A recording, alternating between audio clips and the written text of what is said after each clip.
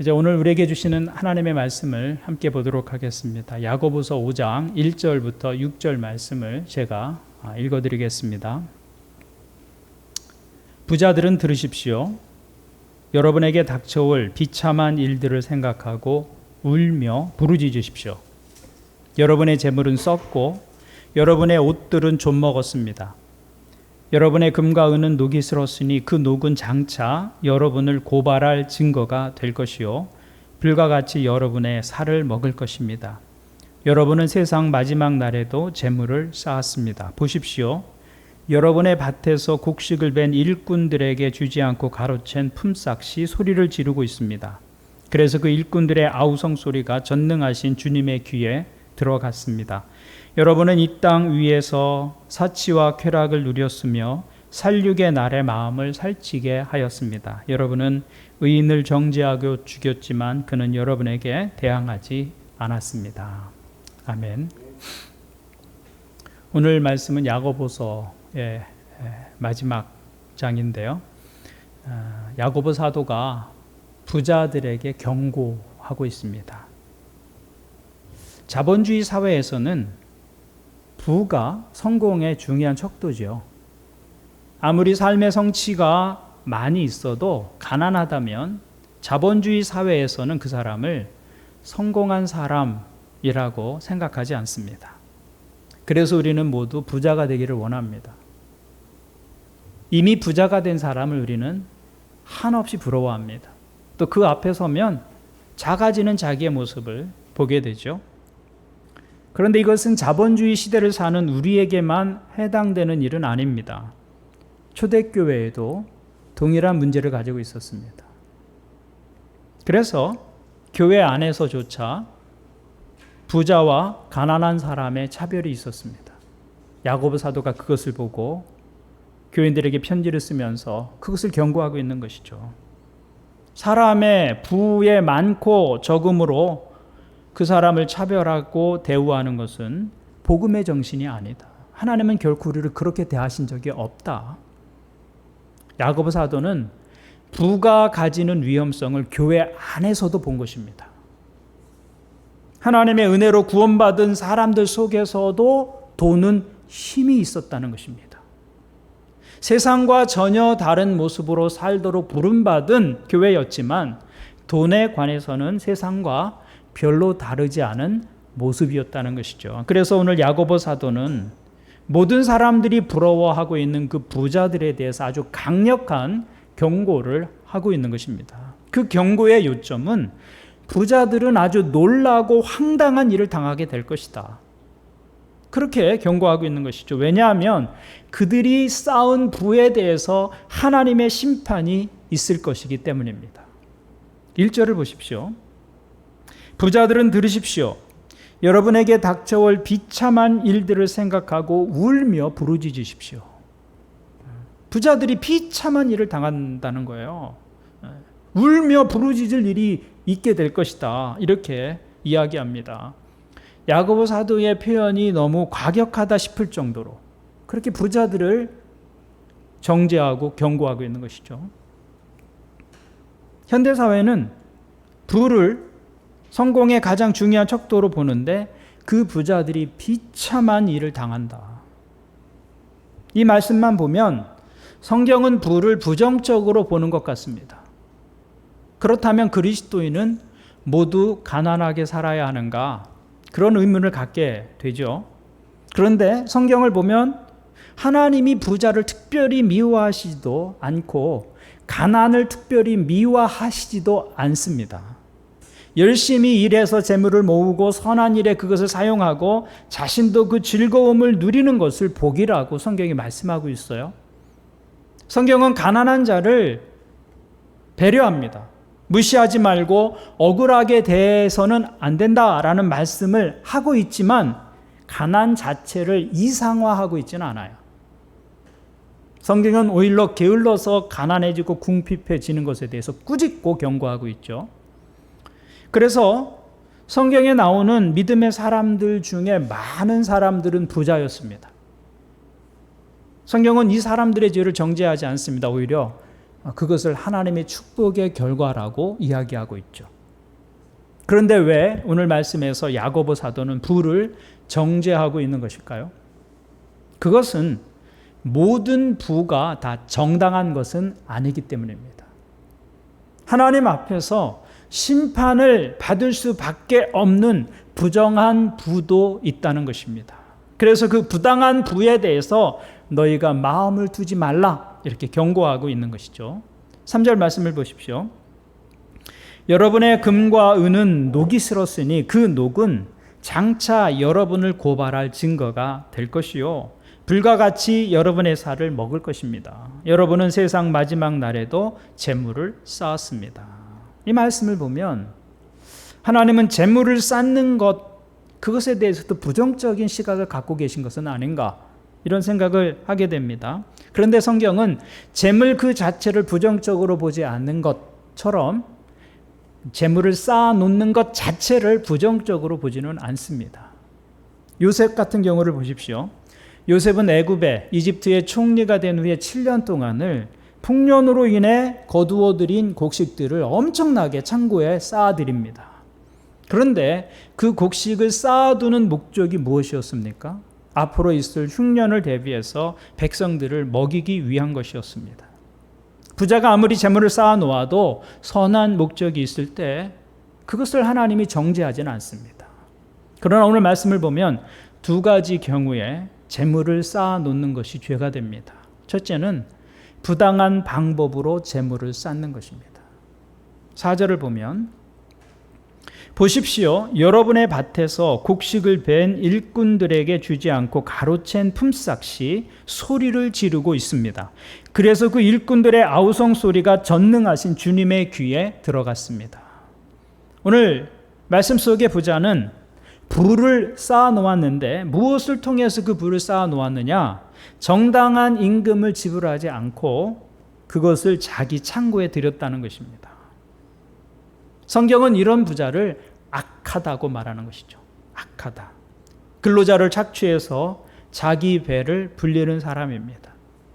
당시의 근로자들은 하루 벌어서 하루를 살곤 했습니다.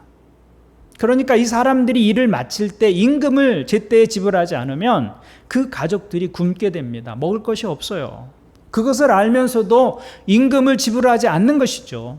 야고보 사도는 이 말씀 속에서 먹고 살려고 일을 하는 사람들에게 임금을 주지 않는 것은 살인과 무엇이 다르냐?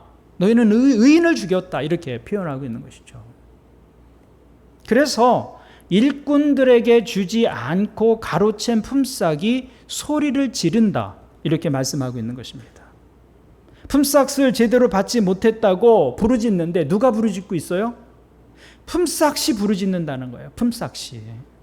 부르짖는 주체가 일꾼이 아니라 품삯이 소리를 지른다, 이렇게 이야기하고 있어요.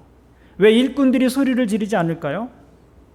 당시에는 가난한 사람들이 어디 가서 호소할 길이 없었습니다. 억울한 일을 당해도 그 억울함을 해결할 사회적 장치가 없었습니다. 사회 자체가 있는 사람들을 위한 사회였어요. 돈이 권력이 되는 그런 사회였습니다. 그래서 가난한 사람들이 자기의 억울함을 드러내고 말할 수 있는 그런 언로가, 그 소통할 수 있는 통로가 막혀 있었기 때문에 그 억울함을 대변해 줄 수 있는 것들이 없었습니다. 그래서 그 빼앗긴 품삯이 소리를 지른다고 야고보 사도가 표현하고 있는 거예요. 그 품삯이 지금 어디가 있어야 되는 거예요? 가난한 사람의 가정에 가 있어야 되는데 그 품삯이 지금 어디 속에 들어있다고 소리를 지르는 거예요. 부자의 창고 속에 내가 있다고 소리 지르고 있는 것이죠. 그 품삯은 부자의 창고에 들어가 있어서는 안 되는 것입니다. 일꾼들의 가정으로 가서 그것으로 그들의 생계를 이어가도록 하고 삶을 살아가도록 해야 할 돈인 것이죠.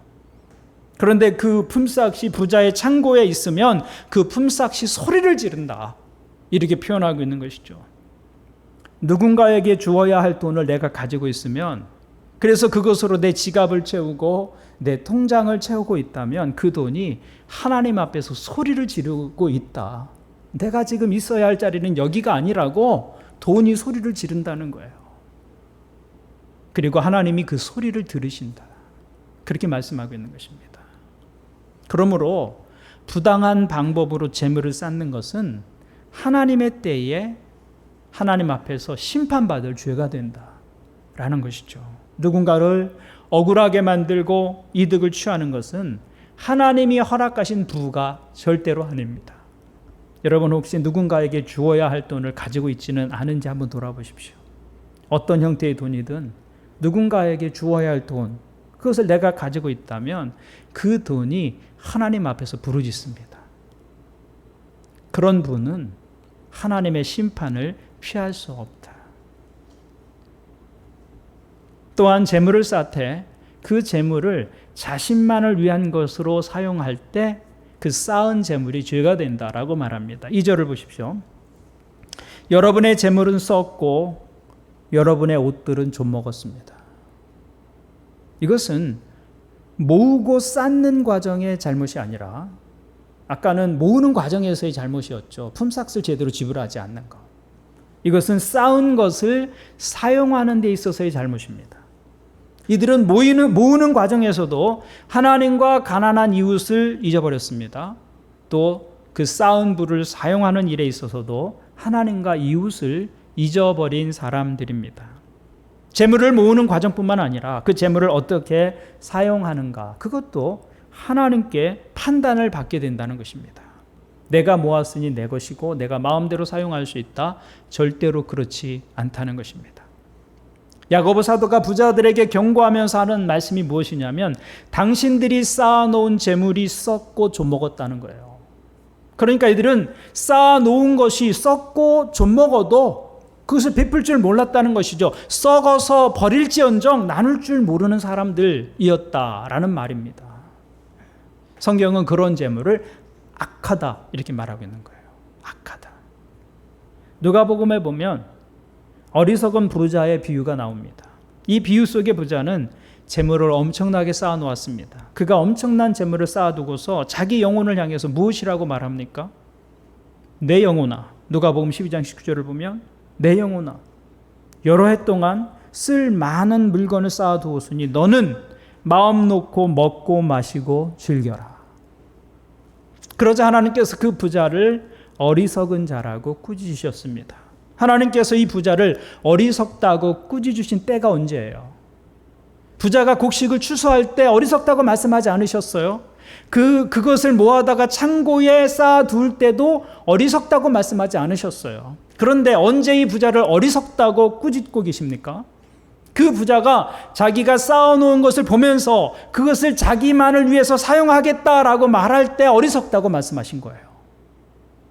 내 영혼아 여러 해 동안 쓸 많은 물건을 쌓아두었으니 너는 마음 놓고 먹고 마시고 즐겨라. 그때 하나님께서 어리석은 자여 이렇게 말씀하시는 거죠. 어리석은 부자는 오직 자기만을 위하여 재물을 쌓아놓은 것입니다. 그러니까 쌓아놓은 재물이 자기만을 위한 것이 될 때 악이 되는 것입니다.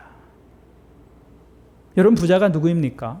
부자는 남들이 가지지 못한 것을 가진 사람이 부자입니다. 그러면 내가 왜 그것을 가지게 되었는지 생각해 보아야 할 것입니다. 물론 내가 열심히 일했습니다. 열심히 일한 결과로 부자가 되었어요. 그러나 세상에는 나보다 더 열심히 일하는 사람들이 많습니다. 그럼에도 불구하고 거듭해서 실패를 경험하는 사람들도 많아요. 그런데 나는 내가 열심히 노력했지만 그것이 열매로 돌아왔습니다. 내게 능력이 있습니다. 맞습니다. 그런데 세상에는 나보다 능력이 훨씬 더 큰 사람이 있는데도 불구하고 실패를 경험하는 사람들도 많습니다. 그러니까 내가 열심을 내었고 내게 능력이 있었지만 내 힘과 내 노력만으로 그것이 내 것이 된 것은 아닙니다. 하나님께서 주신 기회입니다. 우리가 그렇게 볼 필요가 있어요. 다 수고하고 다 노력하고 다 능력 있으면 부자가 된다. 그러면 내가 가진 거 다 내 마음대로 사용해도 괜찮습니다. 그런데 어떤 사람은 나와 똑같은 수고를 하고 나보다 더 능력 있는 사람에도 불구하고 나처럼 살지 못하는 사람들이 있습니다. 그렇다면 그 기회는 하나님이 내게 주신 특별한 기회인 것이죠. 내 힘과 내 노력만으로 된 것이 아니다. 그 재물을 벌 능력과 기회를 누가 주신 것입니까? 하나님께서 주신 것입니다. 그런데 왜 주셨느냐? 왜 주셨느냐? 잘 먹고 잘 살라고 주셨습니까? 예, 맞아요. 잘 먹고 잘 살라고 주신 것입니다. 하나님께서 내게 물질의 풍요함을 주신 것은 잘 먹고 잘 살라고 주신 것이 맞습니다. 그래서 우리는 하나님이 주신 것으로 잘 먹고 잘 살아야 합니다. 그런데 그것이 전부여서는 안 된다는 것이죠. 그것이 전부일 수는 없다는 거예요. 내가 세상에서 남보다 조금이라도, 그것이 지식이든 지혜든 힘이든 물질이든 남보다 조금이라도 더 많이 가진 것이 있다면 그것은 1차적으로는 나 자신을 위한 것이지만 그것이 전부가 되어서는 안 된다라는 것입니다. 그것으로 다른 사람을 돌아보고 섬기는데 사용할 수 있어야 하는 것이죠. 성경은 그것을 사명이라고 말합니다. 사명. 하나님께서 나에게 남보다 조금이라도 더 많이 주신 것이 있다면 그것이 내게 사명이고 내 삶의 책임이 되는 것이죠. 그런데 그 사명과 그 책임을 잊어버린다면 그때부터 인생은 바람직하지 않은 인생이 되는 것입니다. 그래서 2절을 보니까 여러분의 재물은 썩고 여러분의 옷들은 좀 먹었습니다. 이렇게 말하고 있어요. 이 사명과 책임을 잊어버리면 하나님께서 내게 주신 것들이 썩기 시작하고 좀 먹기 시작한다는 거예요. 언제? 그러면 언제 내가 쌓아놓은 것이 썩기 시작하고 좀 먹기 시작할까요? 오늘 말씀을 잘 보면 쌓아놓은 것이 하나님 앞에서 악한 것이 되고 썩기 시작하는 시점이 있습니다. 그 기준이 5절에 나와 있는데 5절 말씀을 보니까 여러분은 이 땅 위에서 사치와 쾌락을 누렸으며 살육의 날에 마음을 살찌게 하였습니다. 아주 독특한 표현이 있어요. 마음을 살찌게 했다. 마음을 살찌게 했다. 그런데 마음이 살찌게 되는 것이 무엇 때문인가? 그 앞에 보니까 사치와 쾌락을 누렸으며 마음을 살찌게 했다. 그러니까 쌓아놓은 부가 썩기 시작하고 좀 먹기 시작하는 지점은 사치와 쾌락입니다. 사치와 쾌락. 개역성경에는 사치와 방종 이렇게 표현하고 있는데요. 우리의 물질이 사치하고 방종하고 방탕한 삶에 사용되면 그때부터 하나님이 주신 재물이 썩고 좀 먹기 시작한다는 거예요. 그러면 어느 정도 돈을 써야 사치하는 것이 되고 어느 정도 소비해야 방탕하는 것이 될까요? 무엇을 기준으로 사치와 방탕을 정할 수 있을까요? 사치와 방탕을 숫자적으로 계량하기는 어렵습니다. 한 달에 어느 정도 이상 사용하면 사치고 낭비가 된다. 이렇게 일률적으로 말할 수는 없을 것입니다. 그런데 릭 워렌 목사님 이런 이야기를 했습니다. 물질주의란 당신이 다른 사람들에게 인상을 남기기 위해서 필요하지도 않은 것들을 사는 것이다. 두 가지 요소가 있어요. 남들에게 인상을 남기기 위해서 필요하지도 않은 것을 사는 것. 그게 물질주의다. 그것이 사치와 방종으로 흐르는 삶의 모습이다. 이렇게 말하고 있는 거예요. 이 정의에 의하면 무엇이 사치입니까? 이 정의에 의하면 사치의 기준, 낭비의 기준은 가격의 문제가 아니라 필요의 문제다. 이렇게 말하고 있는 것이죠. 얼마나 비싼 것이냐가 아니라 그것이 필요한 것이냐 아니면 남에게 보이기 위한 것이냐. 운동선수가 기록을 위해서 값비싼 장비를 사용하는 것은 사치가 아닙니다. 그것은 필요이죠. 운동선수의 필요일 것입니다. 그런데 취미로 조금씩 배우는 그런 사람이 프로 운동선수들만 사용할 수 있는 그런 값비싼 장비를 구입하고 사용한다면 그것은 필요라기보다는 사치가 될 수 있다 그 말입니다. 그러니까 사치의 기준은 필요입니다. 필요하지 않은 것을 소유하려고 할 때 그 소비는 사치와 방종으로 흐른다. 이렇게 말하고 있는 것입니다. 그러면 왜 필요하지도 않는데 그것을 가지려고 하느냐? 그것은 다른 사람들에게 인상적으로 보이기 위해서 표현하고 있는 것이죠. 그래서 사치와 낭비의 또 다른 기준은 다른 사람입니다. 다른 사람. 다른 사람이 보지 않는다면 사지 않을 것인데 그 다른 사람을 의식해서 사거나 소유한다면 그건 사치가 되고 낭비가 된다는 거예요. 누가 보는데 그래도 이 정도는 들고 다녀야지. 이 정도는 입고 다녀야지. 이렇게 됐다면 같은 가격이라도 사치가 되는 거예요. 낭비가 되는 것이고. 그러니까 사치와 방종은 그것이 내게 필요해서라기보다는 다른 사람의 시선 때문에 소유하는 것입니다. 누군가에게 나를 인상적으로 남기기 위해서, 좀 과장하고 나를 좋게 보이게 하기 위해서 무엇인가를 사고 소유한다면 그것이 바로 사치와 낭비로 가는 시작 지점이다. 그리고 그때 하나님이 우리에게 주신 것들이 썩기 시작하고 녹슬기 시작하는 것이다. 사람들은 내가 원하는 것을 가질 수 있는 것을 행복이라고 생각합니다. 많은 분들이 그렇게 생각합니다. 그래서 부자가 되려고 하는 것이죠. 더 많이 소유하면 더 많이 행복할 것이다 이렇게 생각합니다. 그런데 그렇지 않다는 것입니다. 사람이 탐욕을 좇고 쾌락을 추구해서는 결코 행복해질 수 없습니다. 그것은 성경만 그렇게 말씀하고 있는 것이 아니라 사회 심리학자들도 과학적으로 그런 것들을 연구하고 풀어내고 있어요. 그래서 사회 심리학자들이 사용하는 용어 가운데 쾌락의 쳇바퀴 혹은 만족의 쳇바퀴라는 용어가 있습니다. 여러분, 다람쥐가 쳇바퀴 위에서 도는 것을 볼 때가 있잖아요. 얼마나 빠르게 달리는지 모릅니다. 그런데 아무리 달려도 항상 그 자리입니다. 10분을 달려도 1시간을 달려도 하루 종일 달려도 끝나고 보면 그 자리인 것이죠. 그런데 쾌락의 쳇바퀴가 바로 그런 것입니다. 쾌락이나 만족을 통해서 내 인생이 행복해지기를 바라지만 아무리 쏟아부어도 시간이 지나면 그 자리라는 거예요. 원래의 상태로 돌아간다는 거예요. 행복을 느끼는 만족도가 원래의 상태로 돌아간다는 것입니다. 사회학자들은 이런 상황을 적응력이라고 표현을 합니다. 적응력. 쾌락의 적응력, 만족의 적응력. 인간에게는 그런 적응력이 있다는 거예요. 중앙일보에서 읽은 내용인데요. 하버드 대학 심리학과의 데니얼 길버트라는 분이 계시대요. 근데 로또 당첨된 사람들을 연구했는데 로또가 주는 행복의 효과가 얼마나 지속될 것 같습니까? 연구 결과에 의하면 평균 3개월이라고 말합니다. 3개월. 그보다 좀 더 갈 것 같은데 3개월이라는 거예요. 대박의 꿈을 이룬 사람도 평균 3개월이 지나면 그 행복의 크기가 이전과 똑같아진다는 거예요. 그 행복이 더 커지지 않습니다. 더 커지기 위해서는 더 많은 쾌락과 만족이 주어져야 되는 것이죠. 그런데 그런 쾌락과 만족이 주어져도 3개월이 지나면 그 행복의 크기가 예전과 같아진다는 거예요. 그게 쾌락의 쳇바퀴, 만족의 쳇바퀴입니다. 여러분도 그런 경험을 살면서 해보셨을 거예요. 차가 없다가 차가 생기면 행복합니다.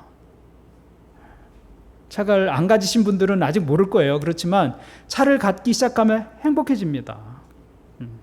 또 조그만 차를 타다가 크고 좋은 차를 타면 행복합니다.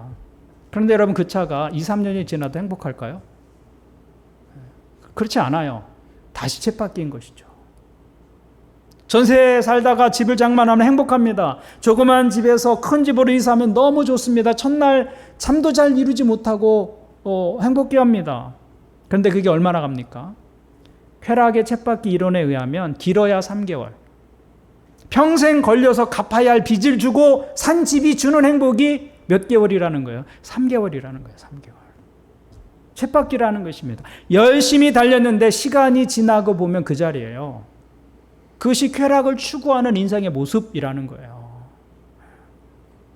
그래서 쾌락을 통해서 행복해지기를 바라는 것은 불가능한 일이 되는 것입니다. 행복의 양은 가진 것에 비례하지 않습니다. 그래서 물질주의가 인생의 해답이 될 수 없다고 말하는 것이죠. 그러면 이런 세상에서 우리가 어떻게 믿음으로 살아갈 수 있느냐? 우리가 모든 것을 다 포기하고 스님들처럼 혹은 수도사들처럼 그렇게 살아가야 하느냐? 그렇지 않습니다. 성경의 답은 그런 것이 아닙니다. 5절 말씀을 보십시오. 여러분은 이 땅 위에서 사치와 쾌락을 누렸으며 살육의 날에 마음을 살찌게 하였습니다. 문제는 우리 마음에 살이 찌는 것이 문제다, 이렇게 말하고 있는 거예요. 마음에 살이 찌는 거예요. 몸에 살이 찌면 건강이 위협받는 것처럼 마음도 비만해지지 말아야 한다는 것입니다. 몸이 건강하기 위해서는 다이어트가 필요하죠. 그러나 마음도 다이어트가 필요하다는 거예요. 욕망의 다이어트. 여러분 다이어트에 관심을 가지지만 욕망의 다이어트를 관심 가지는 분들은 많지 않아요. 그러나 성경은 욕망의 다이어트를 말씀하고 있어요. 성경은 마음의 가난함을 말하고 있잖아요. 예수님께서도 산상수훈에서 이렇게 말씀하셨습니다. 마음이 가난한 사람은 복이 있다. 하늘나라가 그들의 것이다. 하늘이 얼마나 행복한 곳입니까? 그 행복한 나라가 누구의 것이라는 거예요? 마음이 가난한 사람들, 마음을 다이어트하는 사람들. 이것이 기독교 신앙의 중요한 핵심이 되는 것입니다. 마음의 가난. 우리가 예수님을 잘 믿기 위해서 우리 모두가 물질적으로 가난해질 필요가 없어요. 그래야 예수를 잘 믿는다, 그런 말 아닙니다. 그렇지만 우리 모두에게 반드시 필요한 것이 있는데 그것은 마음이 가난해져야 한다는 거예요. 마음이 가난해지는 것. 이것이 우리가 믿음을 가지고 살아갈 때 평생 가지고 가야 할 숙제라는 것입니다. 숙제. 마음의 가난이 우리 평생의 숙제인 것입니다. 몸의 다이어트는 필요한 사람도 있고 필요가 없는 사람도 있어요. 그러나 마음의 다이어트는 필요 없는 사람이 없다 그 말입니다. 여기에서 제외가 되는 사람 없어요. 그러면 어떻게 우리가 마음의 군사를 뺄 수 있을까요? 오늘 말씀에 몇 가지 방법이 나옵니다. 오늘 우리가 함께 나눈 이야기를 정리해 보면서 어떻게 마음의 군사를 뺄 수 있을까? 첫 번째는 정직한 대가를 지불하라는 것입니다. 정직한 대가를 지불하라. 4절을 다시 보십시오. 보십시오. 여러분의 밭에서 곡식을 벤 일꾼들에게 주지 않고 가로챈 품삯이 소리를 지르고 있습니다. 그래서 그 일꾼들의 아우성 소리가 전능하신 주님의 귀에 들어갔습니다. 성경은 일을 시켜놓고 가난한 품꾼들에게 품삯을 주지 않는 것, 그것을 하나님께서 심판하신다. 이렇게 말씀합니다. 부당한 방법으로 재물을 쌓는 것, 누군가를 억울하게 하고 이득을 취하는 것, 하나님이 허락하신 부가 아니다라는 것이죠. 내 삶이 그런 부와 연루되어 있다면 절대로 영적인 삶을 살 수 없습니다. 그렇게 하면 내 영혼이 알게 됩니다. 거짓말하고 살고 나쁜 짓 하고 살고 부당한 이득으로 부를 모으고 살면 그런 것들이 하나님과의 관계를 방해하게 되어 있습니다. 그런 삶을 품고 있는데 하나님과의 관계가 깊어진다. 그것은 있을 수 없는 일입니다. 그런 삶은 반드시 영혼의 혈관을 더러운 찌꺼기가 끼게 만듭니다. 그래서 진정한 예배 드릴 수 없습니다. 기도가 안 됩니다. 영적 파워, 능력 나타낼 수 없는 것이죠. 그것이 마음에 살이 찐다라는 말입니다. 그러므로 성경은 정직한 대가를 지불하며 살라라고 말씀합니다. 줄 것이 있으면 정확하게 주어야 합니다. 남에게 주어야 할 것을 내가 가지고 그것을 통해서 이익을 보려고 하면 안 된다라는 것이죠. 그렇게 해서 얻은 이익은 하나님께 심판의 대상이 됩니다. 그런 것들이 우리 영혼의 찌꺼기가 되고 마음을 살찌게 하는 것이다. 영혼의 다이어트를 위해서 첫 번째 해야 될 것은 정직한 대가를 지불하고 정직한 대가를 기대하는 삶을 사는 것. 누구에게 줄 것을 혹시 갖고 계시지 않나요? 돌아보시고 정직하게 살아가는 것. 그것이 마음을 살찌지 않게 하는 것이다. 두 번째는 절제가 필요합니다. 절제. 단순하게 사는 삶을 훈련할 필요가 있습니다. 2절과 3절을 보십시오. 여러분의 재물은 썩고 여러분의 옷들은 좀 먹었습니다. 여러분의 금과 은은 녹이 슬었으니 그 녹은 장차 여러분을 고발할 증거가 될 것입니다. 그 녹이 우리를 고발할 거라는 거예요. 주지 않은 품삯이 소리 지르는 것처럼 내가 쌓아놓은 것이 녹이 슬면 그 녹이 우리를 고발하게 될 것이다. 불과 같이 여러분의 살을 먹을 것입니다. 여러분은 세상 마지막 날에도 재물을 쌓았습니다. 성경은 너무 많이 쌓아놓고 살지 말라 말씀합니다. 그래서 여러분 물건을 살 때 원칙을 잘 세워놓아야 합니다. 소유와 구매의 성경적 기준은 무엇입니까? 필요라는 거예요. 필요. 나는 이것을 필요해서 사는가 아니면 다른 사람 때문에 사는가. 이게 중요한 것이죠. 그런 원칙을 세워놓아야 할 것입니다. 그리고 삶에서 소유하지도 않고 즐길 수 있는 것들을 훈련하고 배워야 합니다. 삶을 즐기며 사는 것, 하나님께서 우리 주신 복 가운데 하나인데 꼭 삶을 즐기기 위해서 무엇을 가져야만 되는 것은 아닙니다. 살면서 보면 내가 소유하지 않았지만 즐길 수 있는 것들이 참 많습니다. 저는 제 아내와 올림픽공원을 산책하는 것을 좋아합니다. 일주일에 3번 정도는 그 공원의 토성길을 걷습니다. 몽촌 토성인데요. 1700년 전에 사람들이 흙으로 세운 토성입니다. 그것을 공원으로 잘 조성해 놓았어요. 1700년 전에 사람들이 세워놓은 토성길을 저녁 먹고 산책할 수 있는 사람들이 대한민국에 몇 명이나 있을까? 그런 생각을 합니다. 그러면서 그 길을 걷는 것이 얼마나 즐거운지. 우리가 누리고 즐기고 있는 것인데 나라에서 세금을 가지고 다 관리해 줍니다. 이런 복이 어디 있느냐. 그런 이야기를 제 아내와 할 때가 있습니다. 소유하지 않았지만 내 것처럼 누릴 수 있는 것들이 많다라는 것이죠. 굳이 내 것이 되어야 즐길 수 있는 것은 아닙니다. 그래서 그리스도인으로서 이 땅을 살아가기 위해 소유하지 않아도 즐기는 법, 그런 것을 배우고 훈련하는 것, 그것이 영혼의 다이어트다라고 말할 수 있는 것입니다. 3번째로는 나누는 삶을 살아야 합니다. 하나님께 드리고 이웃과 나누는 삶을 사는 것입니다. 나눔은 물질주의와 탐욕에 대한 아주 강력한 해독제가 됩니다. 물질주의와 탐욕은 독이 되죠. 사람의 영혼을 죽게 만드는 독입니다. 사람을 멸망으로 이끄는 독이에요. 치명적인 독입니다. 우리의 타락한 마음은 늘 가진 것에 대해서 모자란다고 말합니다. 너 아직 충분하지 않아. 모자라. 이렇게 말하죠. 그것을 물질주의가 공격합니다. 그래서 우리의 마음이 탐욕의 지배 아래 놓이게 되는 것입니다. 그런데 그 탐욕이 마음을 지배하면 절대로 보지 못하는 것이 있습니다. 그것은 다른 사람의 필요를 보지 못합니다. 내 것도 부족한데 어떻게 다른 사람이 눈에 들어오겠어요? 탐욕으로 마음이 가득 차면 이웃의 아픔, 이웃의 가난, 이웃의 고통이 절대로 눈에 들어오지 않습니다. 오로지 자기와 자기 가족이 전부입니다. 물질주의와 이 탐욕의 독이 이웃에 대해서 눈 멀게 하고 귀를 닫게 하는 것이죠. 그래서 마음의 해독이 필요한 것입니다. 사실은 그것이 신앙생활이에요. 신앙생활은 이렇게 예배하고 일정한 시간 하나님 앞에서 보낸다, 그것이 아니라 사실은 마음을 해독해 나가는 것이 신앙생활인 것입니다. 세상의 물질주의와 탐욕의 독으로부터 자신의 영혼을 지켜나가는 것, 그것이 신앙생활인 것이죠. 그런데 이 물질주의는 어떻게 극복할 수 있느냐? 나누는 것을 통해서 극복할 수 있다는 것입니다. 물질주의와 탐욕의 가장 효과적인 해독제는 나누는 것입니다. 그래서 정기적으로 또 규칙적으로 나누는 삶을 실천할 필요가 있는 것이죠.